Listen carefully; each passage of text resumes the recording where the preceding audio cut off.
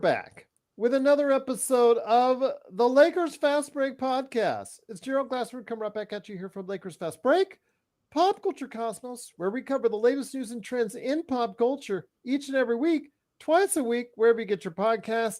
Inside Sports Fantasy Football, where we just covered who won NFL free agency. You can catch that wherever you get your podcasts, plus Game Source. Of course, the great folks at LakersBall.com. Go ahead and check out Ox1947, the guy behind Simblades with a Y.com. Go ahead and check him out today at SimbladesWithAY.com plus LakersBall.com as Ox1947. Also as well, the best place to go for your NBA draft news, the guys at Upside Swings NBA Draft Podcast. Go ahead and check out their thoughts on the tournament so far, who is rising and whose stock is falling. Check it out today at the Upside Swings NBA Draft Podcast. That's right. Got to do the one eye thing just like Joe is right now. Plus also as well, MagicMan in the morning.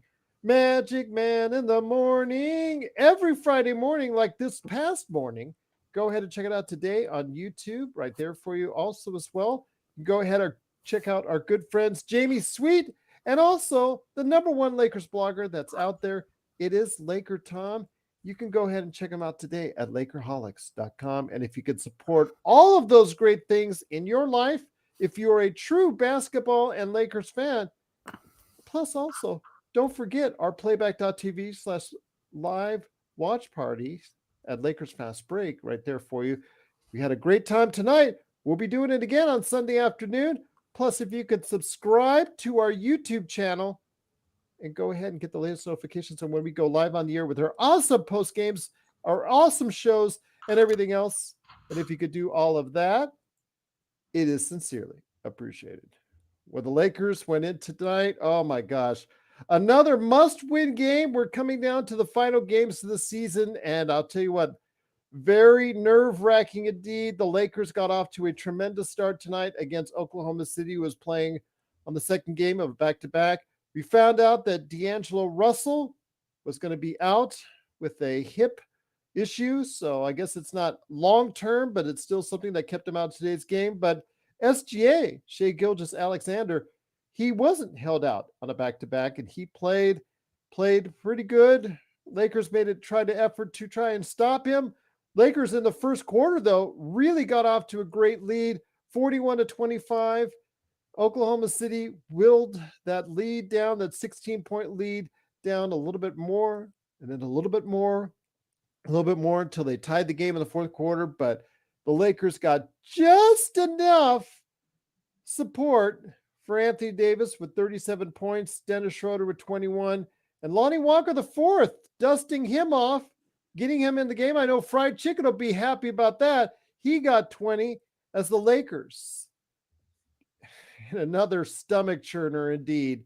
They do pull it out though, 116-111 for the first time this year. I can say the Lakers are at 500, even right there with the wins and losses at 37-37. Finally, 74 games in, they can actually say that.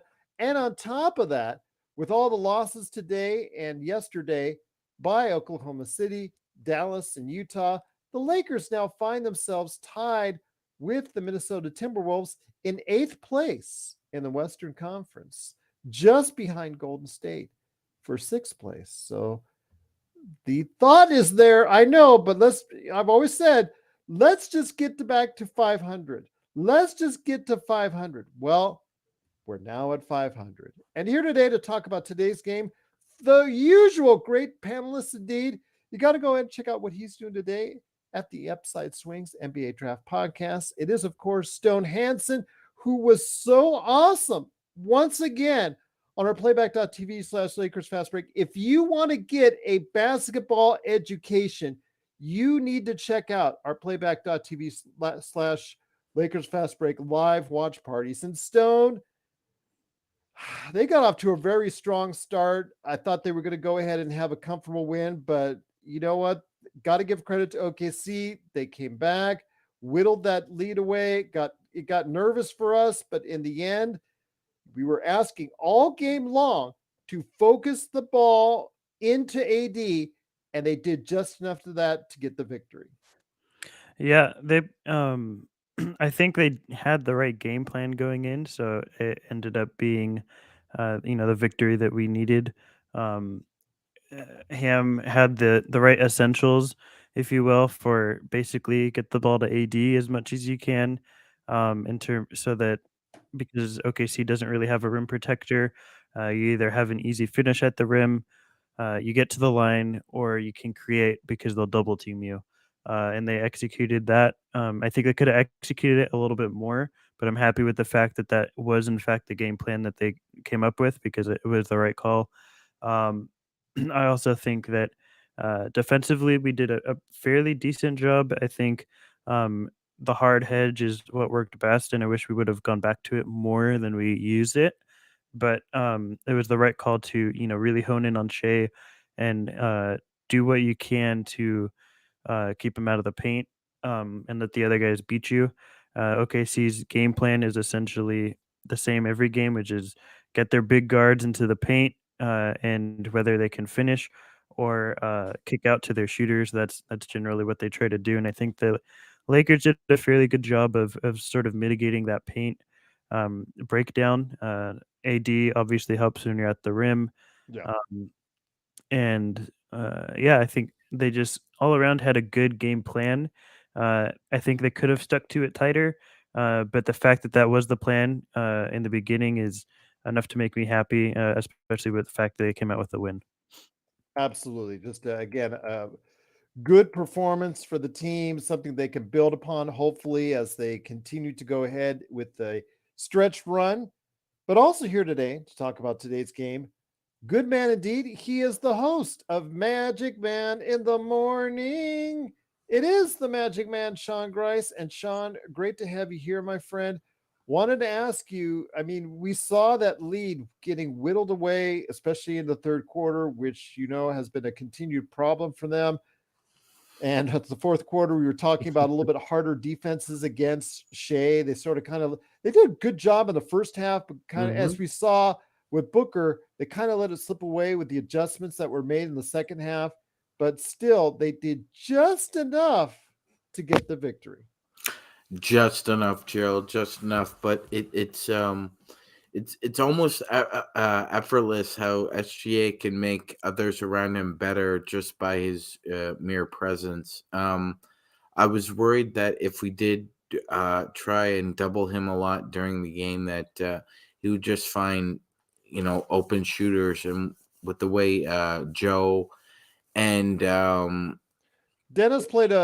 Dennis Schroeder played a key role in this as well in the fourth quarter. yes, he did. He was very pesky. He's very pesky on that end.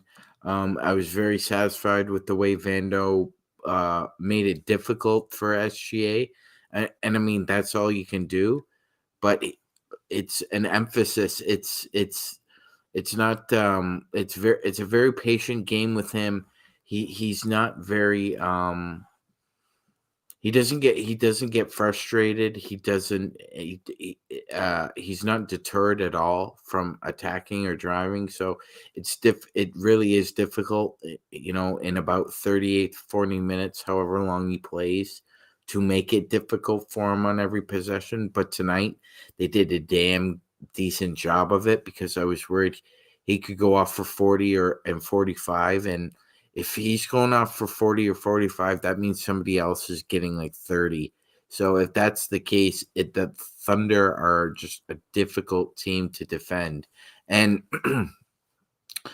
and I realize it's our show, but they're going to be a very different aesthetically looking team when Chet Holmgren comes back. Yes. It's that they're not going to be this kind of loosey goosey out on the perimeter. I think it's going to be a lot of more deliberate offensive machinations, less so of SGA basically following Daniel to the letter. I think as much as Rick Carlisle took the keys and gave him the Luka, I think Daniel needs to do the same thing with SGA and kind of trust his instincts out there, because I think they're kind of more reliant on a system towards the end of these games. I'm noticing, and sometimes you need a guy that could just play jazz and get his own shot. But tonight it was a great effort. They got off to that fast start, which me and Joe wanted to see, especially with them coming off a back-to-back and 3 out of 4. So it proved to be they lost their legs at the end, Gerald. We scored 19 points in the third quarter, but they only scored 19 in the fourth. Yeah. And maybe that back-to-back had something to do with it. And again, a really good team performance. Truly happy with what they did tonight. Again, as we finally reach 500. But also here today to talk about today's game. Good man indeed. You got to go ahead and check him out today as Ox1947.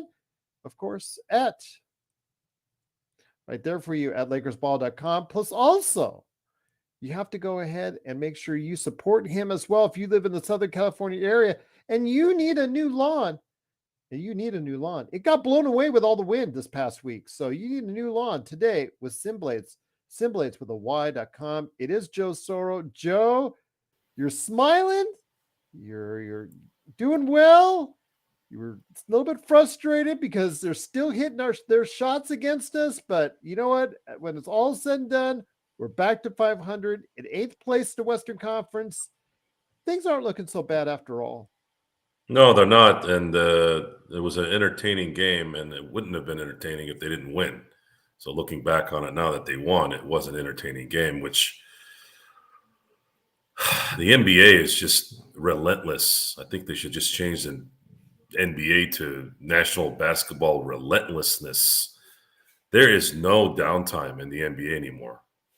48 minutes of just rigorous pain. And I don't know if it'll ever slow down at this point. This is just nuts. But very impressed with the effort tonight. The AD looked like a madman, getting at it the entire game. He was really, really focused, and he was relentless, especially in the first quarter. Stone, you're going to like this stat because everybody loves to talk about plus and minus. You know who had the best plus and minus tonight? Your favorite player. I have a lot of favorite players. Your favorite player on the Lakers right now. Vanderbilt? No. Oh. No, the other favorite one. Reeves? How many favorites? I told you. Oh, Wenyan? No. I have a lot of favorites. I'm just gonna go through the whole lineup here. Let me give you a hint. His name is Malik Beasley. Okay. I had trouble picking up on the. So how does that stat really hold up in the end? Because every time I saw Beasley in there, he didn't look like he didn't know how to play basketball. And then another stat that was interesting, and it kind of gives you an idea of what's been going on the last 2 games, is this is the second straight game AD did not have a block. So that's a little bit alarming, but it sort of makes sense if you'd watched both games. It just AD got popped with a illegal defense today, and he's gotten a few of those this last week or so because he's trying desperately to cover enough space because of the inability to guard consistently throughout 4 quarters. When I'm on playback, I might sound like I'm negative, but I'm not negative to my team. I'm negative to the other team.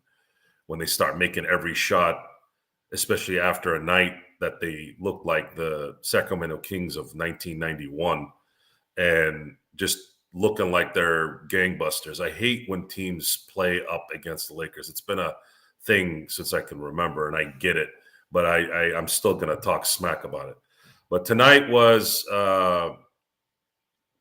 a win is a win is a win. They got to keep this going. They now have 8 games.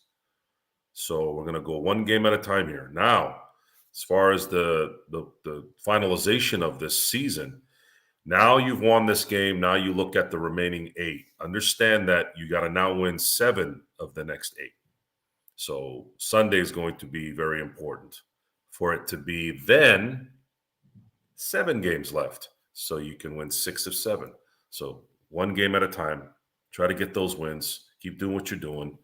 And you will find yourself not only guaranteeing a slot in the playoffs, but enough momentum by the time, let's say, LeBron gets back, maybe in the second to last game of the year.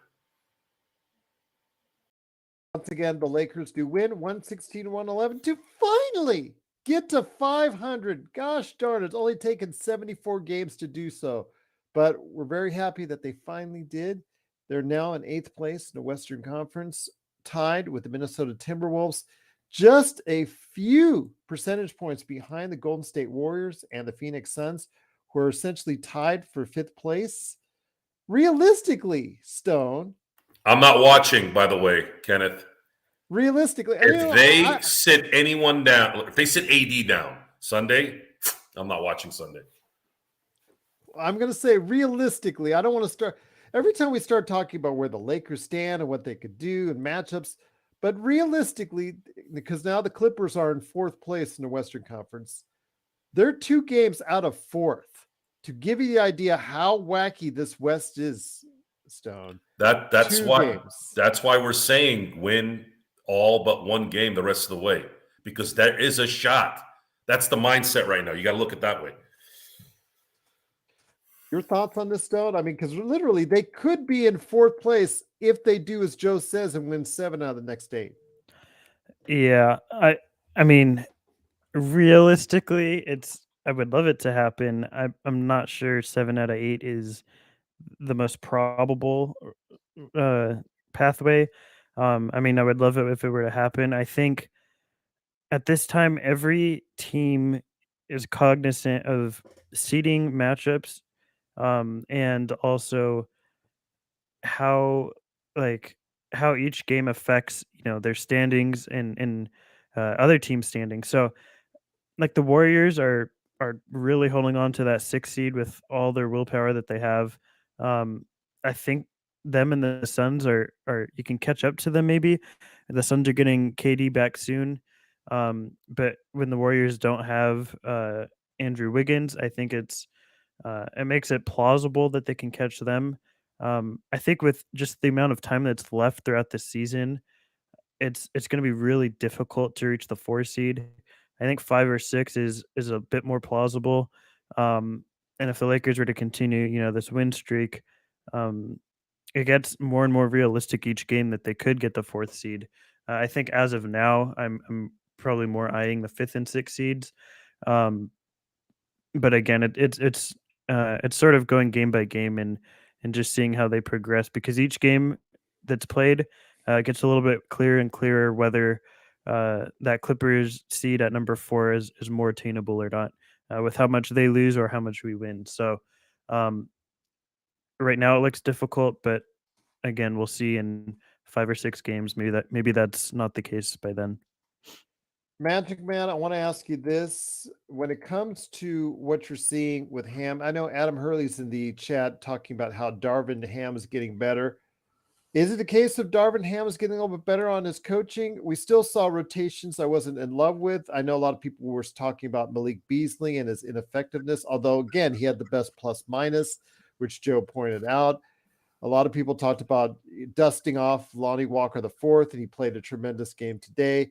Your thoughts? Is that astute to the coaching? I think obviously Lonnie Walker's fourth, the appearance by him was obviously based on the fact that D'Lo couldn't play. But your thoughts? Is Darvin Ham getting better on the coaching front? I don't believe he is. That's a strong emphatic. I do not believe he is. Mm-hmm. I think this is more of a case of, because he has better talent to evaluate who should be on the floor, who's capable to run whatever he's running, and I use that phrase loosely. I think it's just a case of he got better talent around him, and at times the talent is rewarding him. But like you said, Gerald, there's still more issues with him than there are solutions. His rotations are still really, at best, I call them sketchy. Like they're not really consistent. He's still very consistently inconsistent about his rotations. Certain moments in games where he should call timeout, he waits 4 or 5 possessions later than he probably should. I mean, it's not like we're ultra critical of him. It's that 74 games into the season, and whoopee, we're 37-37. Yay! And I know people are saying that why we're so giddy about them being 500 and 37-37 when this is a franchise that's won 17 world championships. Mhm. But this season has been such a roller coaster from the get-go. Mhm. For me, it's about small victories. And I've said For sure, because how many months now, I've said for months now, can we just get to 500? And now finally we're there. Well, and thank God we finally don't have to say or hear, oh, well, at this point in time during the season last year, they had more wins. Yeah, no, not anymore. Last year they had 33. Right now we're working on 38. So we can avoid that conversation, for God's sakes. Can they win against the Bulls at home with this same group? Because it probably looks like D'Angelo Russell isn't going to play on Sunday. So I think they can. And I don't care what people say. You really shouldn't be losing both of these games you have with this mini series against the Bulls. It's just they're not cohesive enough to beat this team. If there's any reason whatsoever left in their bones about this year, they're not going to get popped in one of these games. They're going to pop them. Go ahead, Joe. I'm looking at the standings, and if they make this run that I'm proposing, they could end up finishing 4th after all this. That's what I just said. I mean, that has to be something Darvin Ham is ingraining in their head. It has to be. If he's got anything worth his salt, all this stuff, and if you make a run here, the one run, you haven't made a run in 2 years, make a run here and win all but one game the rest of the way. Heck, look at it this way. You have 5 games to play your butts off and win at least 4 out of 5. Then LeBron probably comes, let's say 3 games left. I'm going to say the game he'll come back to is the one against the Clippers. Where April 5th. That's what Good. I think as well. Okay, if that happens, then again, you got to look at this kind of systematically and easy.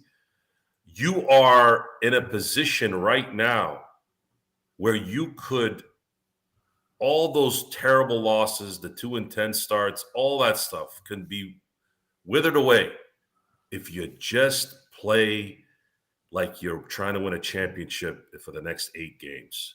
And you have a shot at getting a 4 or 5 seed, man, because you're playing a lot of those teams. You're playing a lot of those teams where you'll make up 2 games. You're because playing you're beating Phoenix them and they're you're losing. playing Phoenix and the Clippers. You got to win those games. You got to win those games. So it is going to be. I'll tell you what.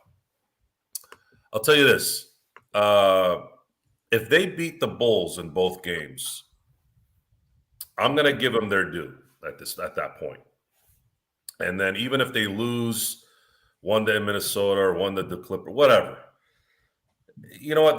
They showed me some heart here this last week. I'm just always kind of tense that are they going to sit anybody? That's I'm almost PTSD with that stuff. That's what's scary.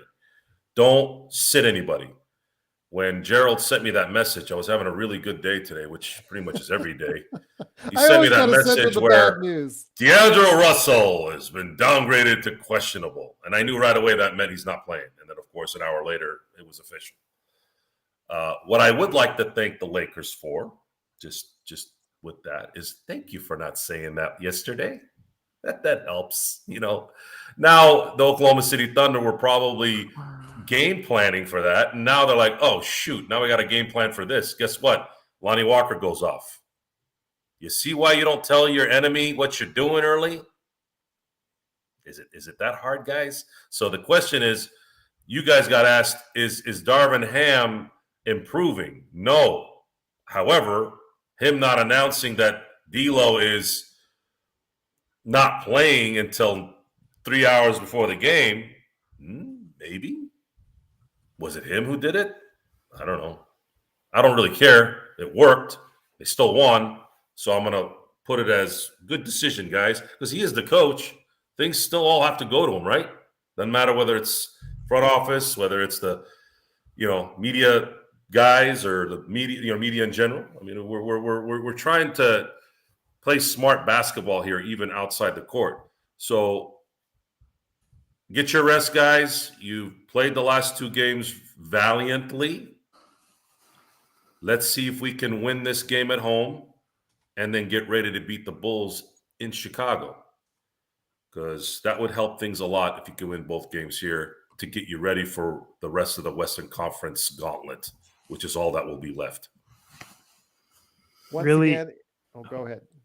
Just a quick question for everyone. If we were to get the 4th seed, who would you guys prefer to play in that first round at the 5th seed between Phoenix, Golden State, and the Clippers? I'd say the Clippers personally, because George is probably not going to be back that quickly, or could be. He could be. He had a similar injury to Antetokounmpo, when he had that finals run. That was actually just the way the knee bent back was just like Antetokounmpo's, and you saw how quickly he came back. So, but I would probably say the Clippers personally. Yeah. We probably won't see. Maybe. I don't know. I would love to beat the Clippers in the first round. I think that would be good TV for everyone to beat the Clippers in the playoffs. It would only add to the acid on the wound, where the Clippers have beaten the Lakers in the regular season for the last decade, yet when it came down to them facing them in the playoffs in 2020, they choked like a chicken, not the good kind, and a loss in the playoffs finally meeting, that would be a nice way to start the first round and a hell of a confidence boost. Holy smokes. He's here. He's here. Hey, are you sure? You got your massages and your happy endings and all that stuff? Joe, you know better than anybody. There is no such thing as a happy ending.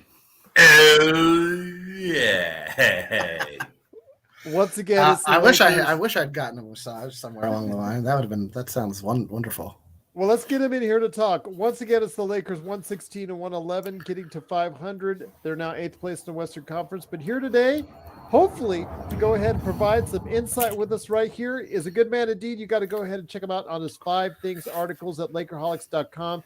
It is Mr. Jetlag himself, Jamie Sweet. And Jamie, great to have you here. Thank you. Slept through Lakers late night, but Joe and I were able to go ahead and do what we can there. Your thoughts, though, on tonight's game? A good victory. The Lakers whittled that lead down, got nervous for us, but still we were able to do just enough to get the victory and get back finally for the first time since we were, early last year, get to 500. Yeah, it's been a minute for the 500 mark, which I think that kind of goes to highlight. If there's one thing that can highlight the semi-sorry state of affairs, and not to put a damper on a victory, but the fact that Laker fans are celebrating a 500 record is it's just it doesn't it it, it I have a hard time with it. Yeah, that's right. I'm having a hard time with it. All right, you could raspberry me all you want. I can take it, but no, I'm raspberrying the fact that people are celebrating that right. we're 500. This is my thing. I'm like, the raspberry isn't for you, sir. Thank you. I mean, listen, of course we needed to get to 500, and like, yes, that means that we are officially mediocre. So, and not below average. So these are all good things, right? These are all good things. Thank God for that. Yeah, exactly. But I'm just having I'm not. You notice that there aren't balloons and streamers behind me celebrating the 500 mark. So it's not because I cheaped out on them. I have them. It's for when we have a perfect season. So they've been. I'm not pulling a Jack Kent Cook just yet. I thought this was a pretty gritty win. You know, a source of offense that had been, you know, a lifeline for the team the past 2 games dried up in Austin Reeves. Predictably, one might say, because you knew he wasn't going to sustain, or I didn't believe he was going to sustain a 10+ average free throws a game for the rest of the season. I think it's you know, the league just doesn't work like that. He might get to that point at some point in his career. You know, I think the defenses are just going to watch the game film where he was averaging a lot of free throws and take those looks away from him and force him to move differently on the court. And I thought he did. One of the great things about Reeves, though, is that you didn't see him fishing for foul calls. You didn't see him forcing his shot. You didn't see him forcing his own offense.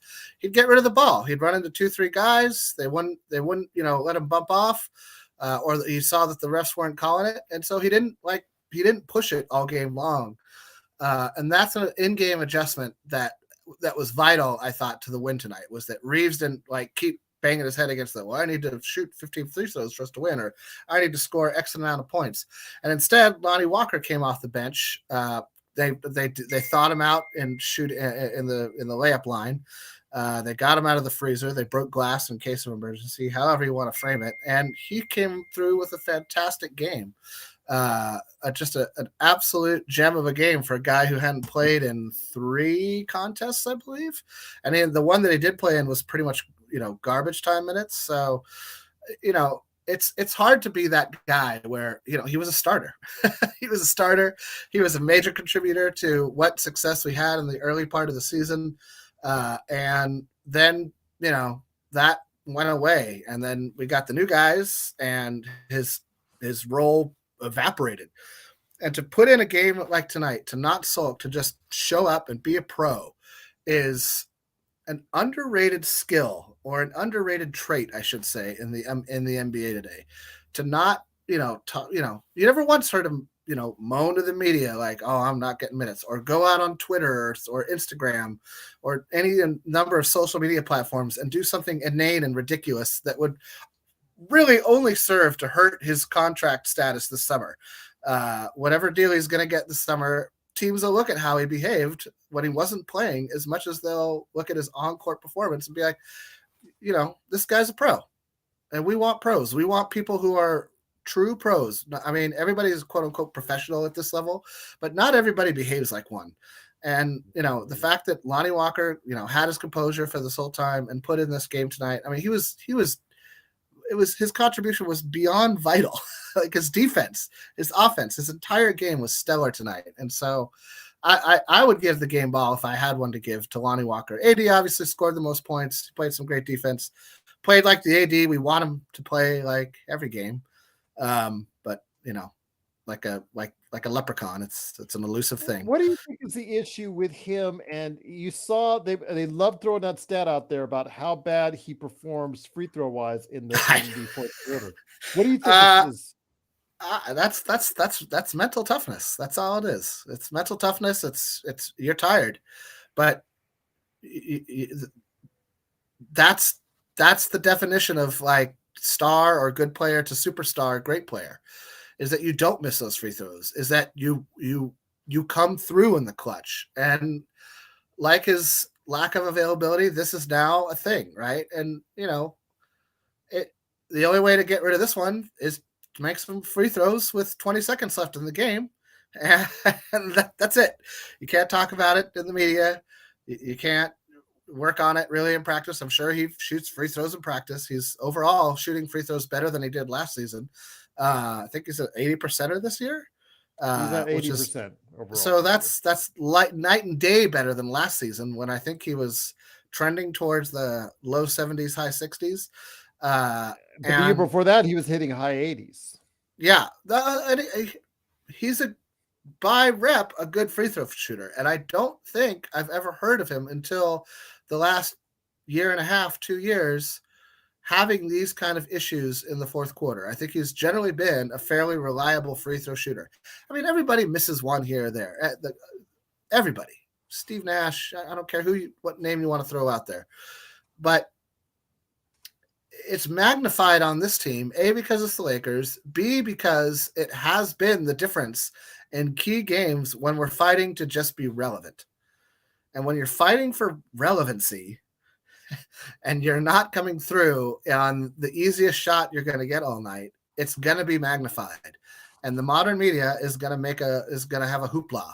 They're going to have a hoopla whatever you want to call it, and they're going to go nuts, and they will. I mean, that's what happens in this modern age. So, he had a great game. Missed a free throw that would have helped ice it even more, but it wasn't a free throw that defined the game, which I think we could all just have to settle for that, and be grateful on that count.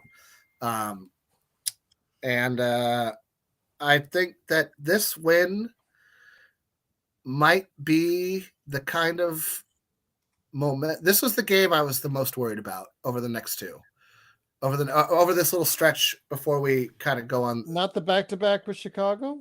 Not the back. Although technically it's just 2 games, but they're separated by 3 days, but it is Chicago twice. Yeah, no, there's a lot of time in between those games. I think that he plays well AD plays well in Chicago traditionally, his hometown, and I mean, let's be honest. I worry about all the games because this team is not proven to have a killer instinct. This team has shown us consistently that they have it within them to take their foot completely off the gas pedal, regardless of the situation. And so with that in mind, every game is quite losable. It's the NBA. It was quite losable to begin with. There's no, every time somebody says like, well, this should be a win, I'm like, I mean, should, yes, but will it? I mean, it's going to come down to how well the team plays. Like that's why you play the game. So anyway, thanks for having me back, and not relegating me to Lonnie Walker status, and burying me on the bench. So New York was fun, and I'm back and I'm awake. So those are 2 good things. Once again, it's the Lakers fast break. The Lakers do win 116-111. Stone Hansen for the Upside Swings NBA Draft Podcast. I ask you, my friend, Chicago is on the queue for a Sunday afternoon, then a Wednesday tilt in Chicago. Your thoughts? I mean, Chicago, their record on the surface, if you're not paying attention, obviously is not very good, just like the Lakers, but in the past 10 games, they've really started to find a sweet spot. They had a very impressive victory tonight, I believe, in Portland. Your thoughts on Chicago and how they're playing and what we need to do to stop them? Yeah, I think down this stretch, it's just as important to make sure that you are sort of knowing what you're going into as a Laker fan and what those teams are like, just as it's important for what your own team is like. The Bulls have been playing really, really well lately. They've won, I think, 6 of their last 9, I think it is, against some high quality opponents. They won a game in Philly. They won a Miami game, Kings game, a Denver game, Minnesota game. They've won a lot of high quality games. Obviously their record is below average currently, but that's not what we're worried about right now. We're looking at the immediate priors, and so far they're turning out well for the Bulls.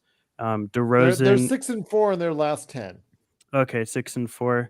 6-4 in their last 10, and then 3, 4, 5, 6-2 in their last 8. So even a smaller window, they're playing a little bit better.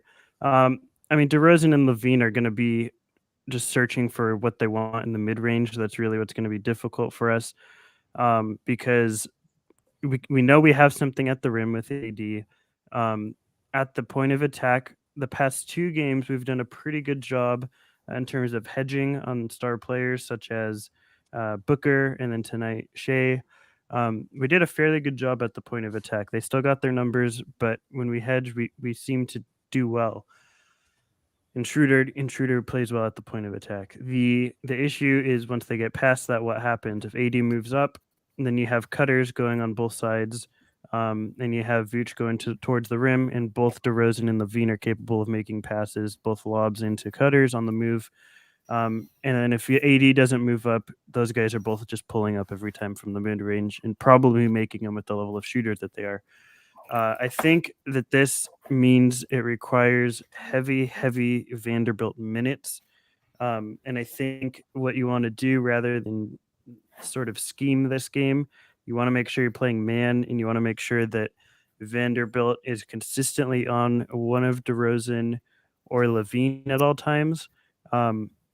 And the other one you're just playing up on. I think you take your chances with them as cutters, and making sure that the other guys are playing well enough off ball defensively, rather than letting those guys, either whichever one Vando is not on, just getting to the mid range over and over again. DeRozan loves to get to the line. That's sort of his thing. You have to make sure that Anthony Davis stays out of foul trouble, because he's vital to us winning this game, as he is pretty much every game. But defensively, we really need him. And if we don't have D'Lo, it's imperative that we take care of the ball. We have to make sure that we're not giving up like a bunch of turnovers that are unforced or anything, because this is sort of a game that the margins do matter. You want to make sure you're not making silly mistakes. You want to make sure that you're playing as tight and cohesively as you can. And I think defensively is should be the main focus headed into these Bulls games. So without D'Lo, as you had talked about, Sean, in regards to the injury, the hip injury, I believe is what's going on with D'Lo, came up all of a sudden, was moved down, like you said earlier, to questionable, and obviously didn't make the game today. How important is to have D'Lo back, especially after what he did last time with his tweak ankle, where everybody thought, oh, it's just tweak ankle, be back in a game or two, and it turned out to be a lot longer than that. Yeah, it did, Gerald. It turned out to be about 2 weeks. So could we see the same thing again here? I hope not. They say that Darvin Ham said it's not a serious injury, but it's serious enough where you don't think he should be playing. That sounds like a concern to me, Gerald. Hopefully it's just a maintenance issue, and it doesn't portend to anything too serious. I don't believe he has a history of hip injuries, so I think should be cautious. If I was them, if he's just not feeling it, I'd just sit him again with at least the front end. I don't think he can sit out back-to-back games, though, Gerald. At this point, I don't any more than one is too many at this point. So if you're asking him to rest for 2, 3, it's dicey. It's dicey. It's if you're really concerned about the hip injury, maybe you don't start him. Maybe you bring him off the bench. But this sounds like it's more serious than they're letting on. Joe, I mean, we talked about these little small injuries holding back certain players from coming into the game. We're seeing it again, my friend, holding these players out for seemingly injuries. If this was the playoffs, do you think D'Lo would actually be out of today's game? I wasn't aware he was injured. So was I. I just came up halfway through the day. I was like, oh.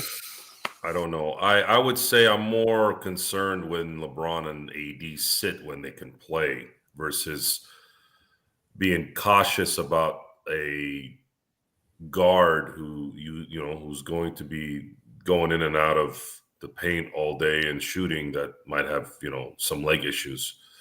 There is, I guess I'm trying to figure out if this is something that's going to linger now. Is it a lingering issue, or did they just maintenance stop it tonight? I guess we're going to find out Sunday if he can play on Sunday. What I think will probably happen, because the Lakers are really good at, sitting guys, I'll say he won't play Sunday, and they'll cross their fingers that they can, based off what they did with Oklahoma City, I think they'll feel like they can do the same in Chicago. They might sit him until they go to Chicago for Wednesday's game. I would say that's very likely what's going to probably happen. It's funny, Howard Hill said it all. Just what we need, another fragile superstar or a star player, or even they're all fragile, Howard. They're all fragile. Mentally, they're fragile. Now, they have their moments. AD has had, again, I'm not trying to pick up on AD, but his assertiveness is always kind of a back and forth. But that's a product of culture, guys. It's a product of a weenie culture of pansy ass parents that raised pansy ass kids that have now become adults. That have become adults, and now these pansy ass players who've been raised by pansy ass parents are going to raise the next generation. So now it's time, and we didn't see this coming 10 years ago. So now we got to be kind of reactive to it and start holding their feet. Go ahead. Start holding their feet to the fire. Make them grow a sack and play through some pain, you little boys. Come on, let's do it. Let's go win. I thought you were going to go ahead and add on to Joe's soapbox. I'm the boss, Jim. You can't fire me. Have nothing more to add. I think Joe covered it all. Joe is the official old man yelling at kids on the lawn of the Gran Torino, Clint Eastwood. I'm the old man that'll run circles around you and any technology you got to on top of it. I'm all encompassing. I'm a Renaissance man. I can do whatever you can do, and on top of it, I still got the fundamentals that matter. You know what that is? I get up every day and I do work. Forget the Keanu Sans. We got the Joe Soro Sans here. Right here at the Lakers Fast Break. Boy, by the way, if you were comparing Joe to Walt Kowalski from Gran Torino, that is a huge compliment. Everybody wants to be Walt. Thanks so much, Arby, for subscribing. Truly appreciate it. But I want to ask you this, Jamie, while I got you here, my friend. Oh no, Joe, I could totally see you doing what he did to those gangbangers on the corner. I could totally see Joe Soro doing that. I probably would have excommunicated the language a little, unless of course it was a movie. Oh really? I will say this. I will say this. The lawn scene when the was very, very inspiring. This lawn scene brought to you by Sin Blades. I'm fortunate that I have never had to deal with that, but I am prepared for it. I have 5 cameras around my house. I have a good set of protection, and I do have a license to conceal. So I'm very prepared for those moments, even though luckily, and I hope I never have to. But see, here's the thing though. Walt Kowalski didn't need a gun. He didn't need a gun, Joe. Neither did Batman. I actually don't need a gun either. I don't know how we got on. I don't need a gun either, Sean. I don't need a gun either. I can handle I can handle pain, and I can handle a scuffle if I need to. Although I'm not very big on scuffles. A lot of times, Marcus of Queensberry rules, Joe. Nobody should be Queensberry rules. I hope you're ready to go. Nobody should be a fan of a fracas. Look at the pelican fly, pelican. Joe, when's the last time you got into a bare knuckle brawl? 2002. When you can say the date.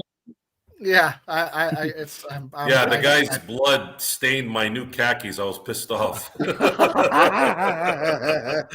Luckily, my buddy lived not too far away. I was able to put it in the washer and save him. Oh my god. I'm not lying. I swear to God, that's how it worked out. Don't worry, honey. The pants are okay.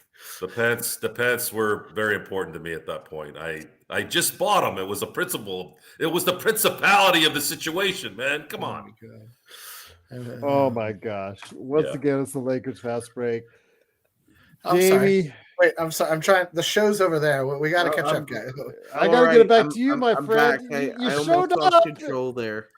Yeah. Look, Gerald's good at being the maestro, I'm sure, but sometimes the maestro's got to let the talent dictate the symphony. So especially when they're going off on their home security and their concealed weapons, I really don't want to interrupt that conversation. Oh man! Well, I'm trying to give confidence to those who live in California who feel like they don't have a shot here. And blood on the khakis. Don't forget that. Well, that's just what happened. It's just what it is. Sean asked me a question, I answered it.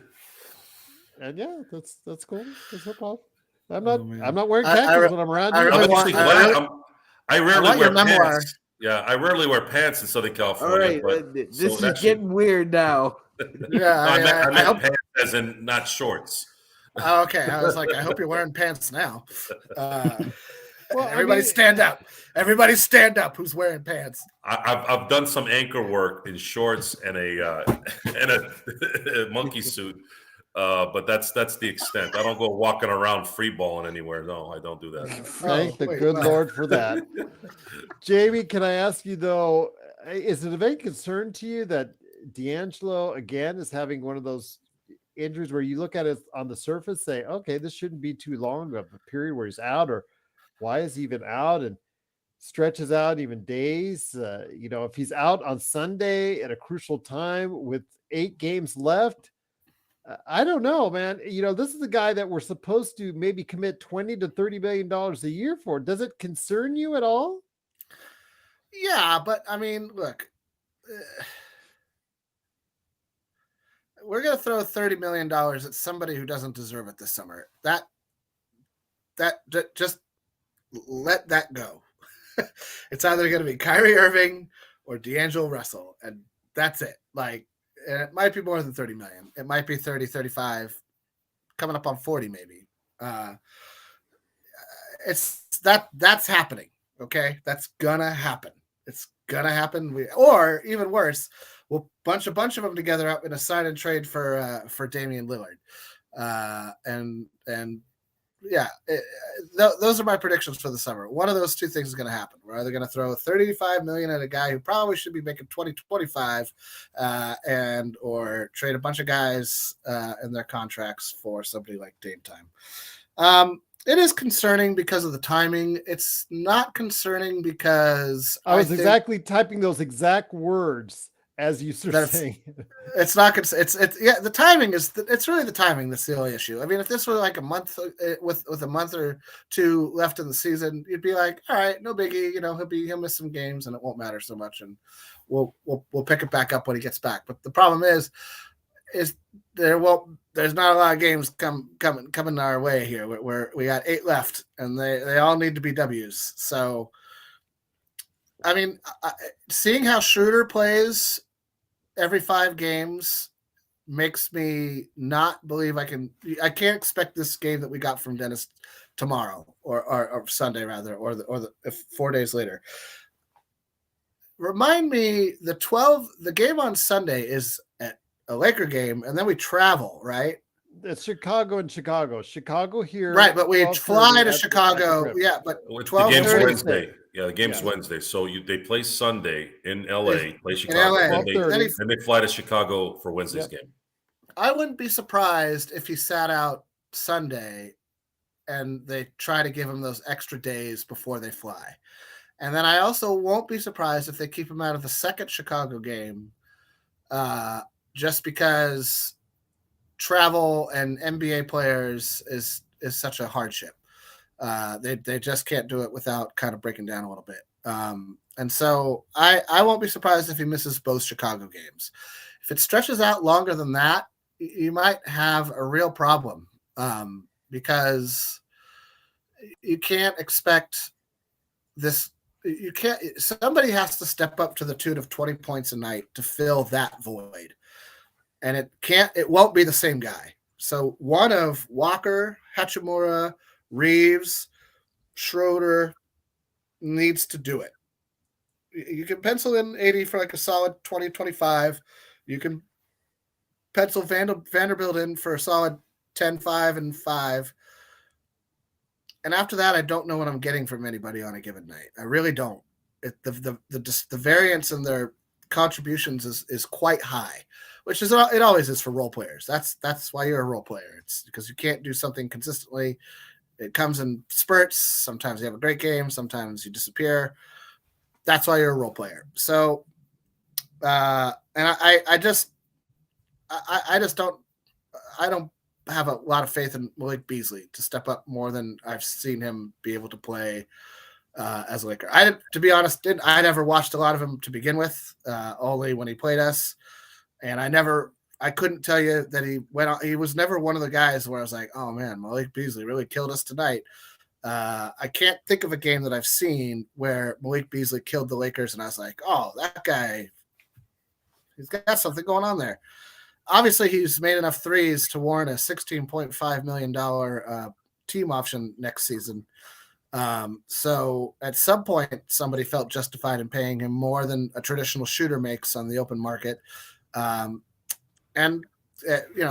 probably got a pretty good agent, or that team had a lot of cap space that year. So I wouldn't put Beasley into that group because I don't, unless he gets hot from three for a game, that's it. He doesn't seem to possess the ability to change it up, to drive more, to get to the mid-range and open up his own offense. He seems really focused on just launching threes. So, and that's my whole problem with the modern NBA anyway, is just, I feel like it's just too many threes. And one of my absolute favorite things about this Laker team is that they're showing you can do it in a different way. You really can still play inside out and not outside in. And I think it's a good lesson to learn, that you can value guys like a Wenyen Gabriel or a Jared Vanderbilt, guys who don't just take 8 threes a game and run around and play kind of defense. Those guys are hard workers, and I love our hardworking team. And we need a guy like D'Lo. Schröder can fill in for a little while. He just has a hard time putting together consistent games where you see him like take over a quarter or two. He'll try. He'll put in the attempts. It just won't go down. Some of the shots he was making tonight, you can't. That hip shot floater that arced up like a Dio song, like a rainbow in the dark, was a ridiculous circus shot. Like, those are the kind of shots he was making tonight, off and on. So you're just gonna need monster games out of AD every time, and this is our whole. We're celebrating 500 because this team is mediocre, right? Like that's the problem. And so even with the new guys, I don't want to. And the funny thing is that they get to fourth place, Jamie. That's messed up, Jamie. You could probably still say they're mediocre because they will only be like 2 or 3 games above 500. That's right. Oh, I'm sorry. Were you having fun? Were you having fun here? We need a short of that picture right there. Oh my gosh! But we could do that. I could do that all day, baby.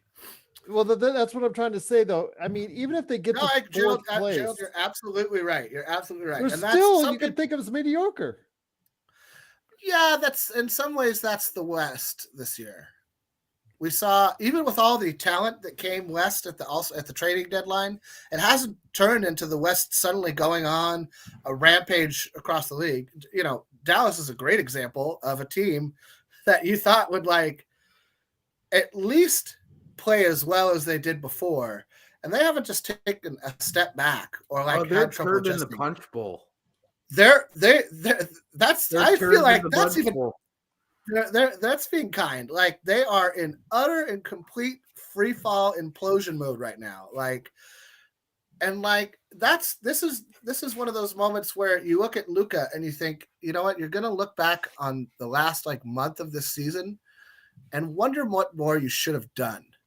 Because it's his team. It's his team. everything is being done to cater to him. And this is where I kind of feel like Mark Cuban is the worst owner for Luka to play under, because Mark did everything he could to make Dirk Nowitzki happy, and he was rewarded for it. I mean, it took Dirk's pretty much entire career, and he got one championship out of it. But again, that's more than a lot of franchises can say. And he stood by Dirk, and he enabled Dirk. And not that Dirk was a bad person or anything. I'm not trying to make it sound like that, but like, Luka's vastly better than Dirk Nowitzki ever was at the all-around game of basketball. And so I just feel like, teams like Dallas that went all in at the trading deadline and then just have fallen completely flat on their face are really going to be doing some soul searching this summer. And this is going to be the first summer in a long time that I think Luka takes some heat from the Dallas fan base a little bit, because he has to be the one that leads. You can't be the best player and the highest paid player and the focus of the franchise and then be like, well, why isn't anybody doing anything? That's because it's you. Nobody's doing anything because you have to do it. And if you can't, that's a big question. That's a big issue. That's a question that needs answering. So that's, to me, is the sort of the most astounding thing, is that finally, after decades, the East is the better conference, regular season wise. And, the West is, have been kind of a bunch of loafers this season, other than Memphis and Denver. I wanted to ask before we head on out, Stone, your thoughts on the guard situation, because we have Austin Reeves, didn't have the greatest game today, but obviously he's been playing very well as of late. You have Malik Beasley, who has been struggling to say the least, but we hope that he's going to just pop for one of those big games, 7 to 10 from behind the arc and all that. And yet we have Lonnie Walker IV, who, as Jamie said earlier, and as I said earlier, we dusted him off, and look what you got. But you don't know how long you're going to have that player, plus also the defensive issues that Lonnie Walker IV has himself. Your thoughts on what kind of process should Darvin Ham look for now? And then, not to mention Troy Brown Jr., who also didn't play very well today at all, but who's had stretches himself.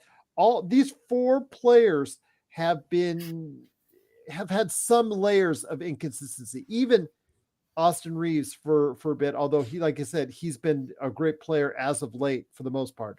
Your thoughts on how Ham should look at that swing guard / forward, as far as that spot right there that seemingly the Lakers just can't get consistent production from game in and game out. Yeah, I mean, I think Reeves has, at this point, for me, separated himself from the rest of those guys. I think he's deserving of the biggest role out of any of those guys, and I would prioritize him as such. I would continue to start him, maybe even once LeBron gets back. Malik Beasley at this point is just, I've never been a huge Malik Beasley fan, even back to his FSU days in college. He does one thing and he does it well sometimes, and that's shoot. And if he's not shooting well, he's not providing you anything on the court. It's just cardio.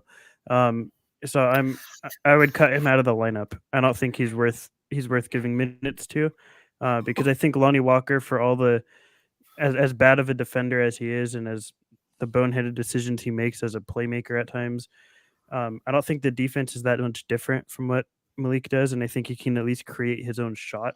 And I think that Malik's solely reliant upon other people to do that for him. If he has that 7 of 10 game, great. Use him for all you can in that game, but don't expect it to continue for the next 5 or 6 games, where he'll probably be, 2 of 46 in that stretch or something. It's just not worth giving minutes to when he's not providing anything besides shooting. I think that Schröder has done a pretty good job as himself as a backup point guard. I think that role is pretty secure for him. So yeah, I would prioritize Lonnie over Malik, and I think that Troy Brown is safe purely because of the fact that he is the height that he is. I think that he provides more defensively than these other guys. I think that he is able to. He is probably the best connective passer of those guys as well. He's a little ambitious at times, and it turns into an unforced turnover. But I think for the most part, he's a better connective passer than either Lonnie or Malik. And he has value, and he has times where he just shoots really well and keeps you in the game and makes timely buckets that you need. So I think he's pretty safe just in terms of his minutes and role consistently, because he's one of the few guys that we have that is actually like a wing sized guy who can play that. So I would prioritize Lonnie over Malik, drop Malik out of the lineup, and keep the rest of the guys pretty much where they're at this point in time. Austin and him are both right around 38% from behind the arc. So that's pretty good right there, at least for the Lakers, who are consistently this year have been one of the poorest teams behind the arc shooting. So I see your point on that. Sean, anything to say in retort, or do you agree with Stone on that? No, I agree with Stone. And this is the professional NBA, Gerald. A lot can happen in a week. A week ago, Dallas dusted us. We were out of the play-in. And now a week goes by. The Lakers have won 3 in a row. The Mavs have lost 3 in a row. The Mavs are sinking like a stone. And now the Lakers seem to be rising. Life happens quick when you're a professional. Now, do you act like Lonnie Walker when an obstacle hits your way, or do you act like Luka? Because it looked like Luka wanted to take the basketball and go home tonight. Oh my gosh. John's asking for the Irish accent again. Please go ahead and humor him if you get a chance, Sean. Or maybe not, if you're not up to it today. Oh, laddie. I'm just so disappointed in you, Luka. You had the world by the cojones, and you just decided to throw it all away. You and Kyrie were supposed to be the dynamic duo, and now it's not working out because there's no pot of gold at the end of that rainbow. Mark Cuban's kind of like a pot of gold. Joe, I don't know how you can top that, my friend. That's for sure. But I want to go ahead and leave it with you, my friend. So let us know your thoughts. Okay, let's say they get a split in Chicago. I mean, is that going to be okay as long as we're winning the other games? The Lakers start a 5-game road trip after Sunday. So it's very important that they go ahead and start obviously paying attention to what's going on. That's why I have concerns about D'Lo going forward. You got to win the rest of those games if you split against Chicago. And if you're going to lose a game, if you have to lose a game, Wednesday would be the game, because you could have a wash on that game if other teams lose. If you lose to a team that you're trying to battle out of a playoff spot with, you're essentially losing 2 games. That's the difference. So if you're going to have to lose a game, lose one of the next 2. Then the rest have to be all wins. If you want to guarantee playoff spot, and if you want a shot at having any effectiveness in the first round, because if you get an 8 seed, you're done in the first round. Denver will wipe you off the planet.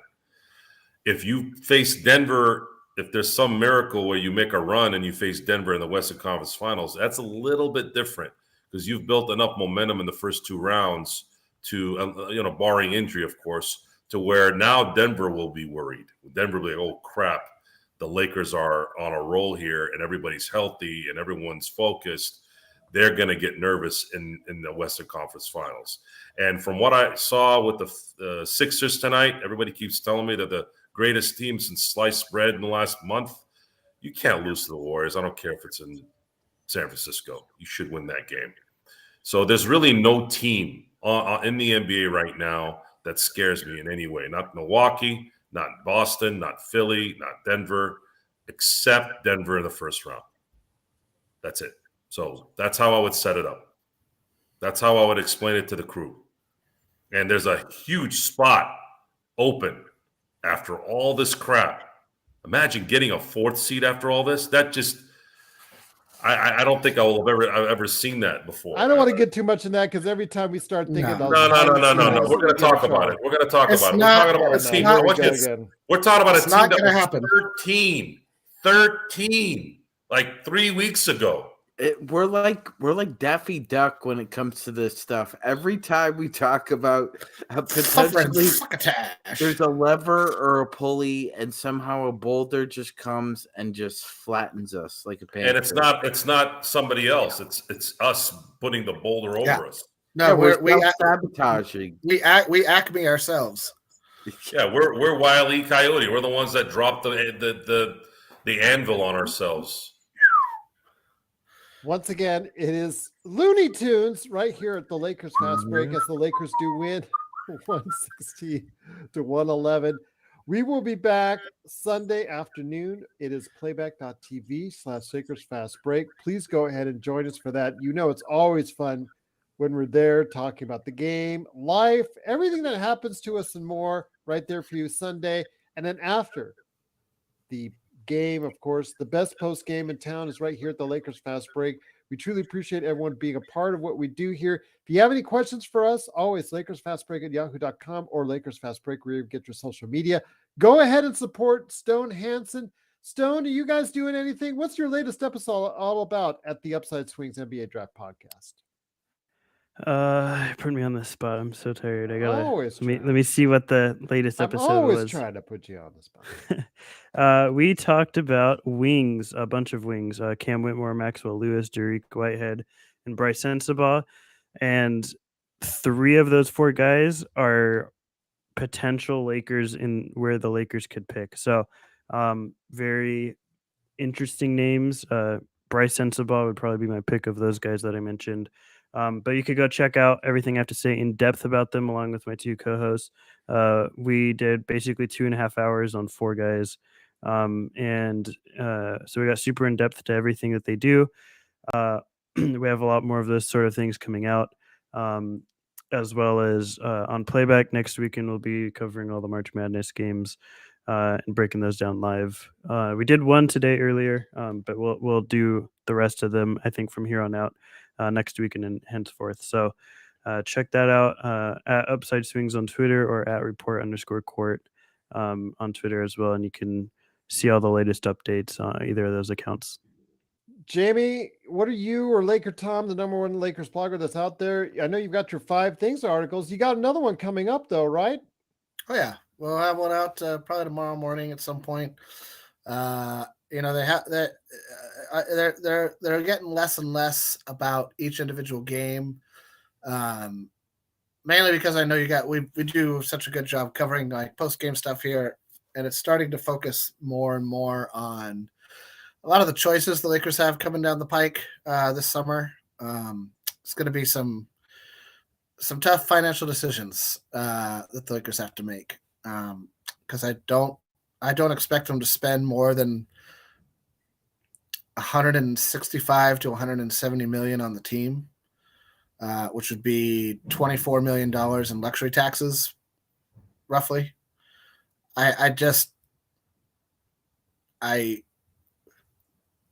It's going to be an interesting summer, but that's kind of putting the cart before the horse in a lot of ways. So we don't need to get into it here, but you know, there's some the philosophical issues within the team are sort of the thing I've been focusing more and more on of late, because they're the most infuriating.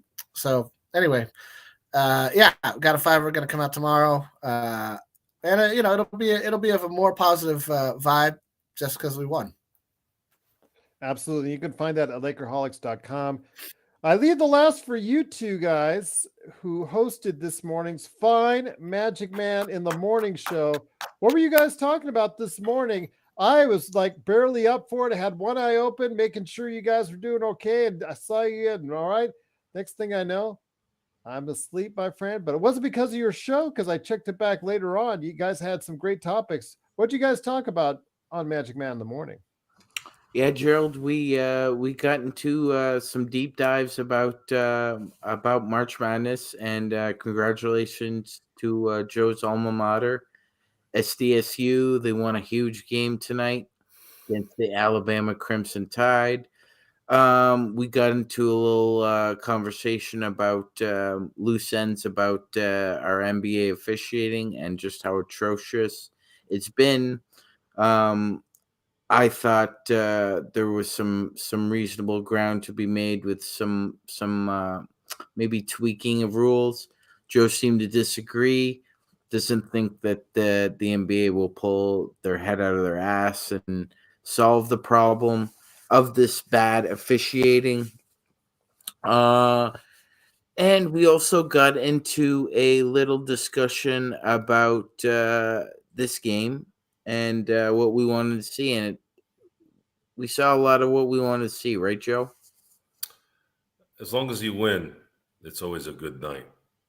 And that's really ultimately what counts. The NBA officiating is trickled down or trickled up to the mainstays. And the solution I have is they have to run a rigorous camp in training NBA referees.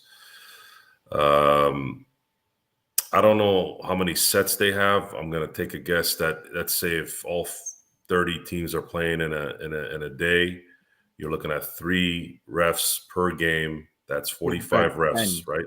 Yep. So let's just say they have 60, right? I'd like to think that a $20 billion league would run some kind of training program where these referees are a full-time business. They're not some, pencil door-to-door salesman like the NFL. And this is what you do. And you got to grade them on performance. You got to grade them on why are you in line? Why are you in the sight line of a play and not calling a foul? And then you ask the guy that's sitting in the 10th row, the ref that's sitting in the 10th row, why are you making a call on a layup where you can't even see who the hell's there? That's what happened a few games ago when the Suns were playing the Thunder. There was a foul on Josh Okogie. It's pretty blatant, pretty clear. The official on the near side couldn't even make the call. He let Bill Kennedy, who was on the far end, who didn't even actually see the play, make the foul call. This is inconsistent. It's really bad. It's the worst I've ever seen. I've been going to basketball games regularly for about 15 years. This is the worst it's ever been. I said I will not go back until I think the problem has been somewhat resolved. I don't expect this to be an overnight experiment where everything's a wash and everything's fine, but it needs to get better. It hasn't gotten better, Gerald. It's just gotten worse, progressively worse. Absolutely. Couldn't agree with you more on that. I think all of us on the panel could say that as well. It's just been declining for years now. It's really come to a head. We've seen some really bad and egregiously bad calls and bad mistakes by the referees this season in the NBA. Something I'm sure that the league will hopefully address sooner rather than later. And I don't think anything will really get resolved. Will we see a better improvement in the refereeing in seasons to come? I'm not sure of it, but we'll see. Like I said, I'm not guaranteeing anything, but I'm not confident in the league straightening everything out or anything out when it concerns the referees and how bad or poor that they've become. So, absolutely. No, I agree, Gerald. And just to end the show, we really didn't want to bring up Laker Tom and Nick's miserable night, but we just had to. We have to present the news. It doesn't matter. So, I mean, Nick and Laker Tom, I'm sorry that the UCLA Bruins lost, but it just seems that whenever Gonzaga and UCLA play each other, it's just UCLA ends up on the wrong end of the stick. Nobody felt bad for me when my Trojans lost. Yeah, no one did, Gerald. Yeah, You're right. No one yeah, did. I yeah. don't feel bad for anyone. Yeah, that's true too. That's very true. Oh man. But once again, it's the Lakers fast break. The Lakers do win 116-111. Please go ahead and check out Team Replay for Magic Man in the Morning right there on YouTube at Lakers Fast Break. Plus also as well on the absolutely brand new YouTube podcast. Magic Man in the Morning is one of the great shows that are now part of YouTube podcasts. So go ahead and check that out today. We truly appreciate it if you did. Remember, once again, if you have not subscribed already, please go ahead and subscribe so you can get the latest notifications when we go live on the air on Sunday. So looking forward to that. As again, we will be on playback for the Chicago game. And after that, it's the best post game that's out there with the best chat that's out there. So thank you to Kenneth, John, Stell, everyone, Zangerstein, Danny, everyone was so great. Kenneth Stone, everyone was so great as far as the best Lakers chat room that's out there. And you only find it right here, of course, at the Lakers Fast Break Podcast. We'll see you Sunday. Have a good weekend, everyone.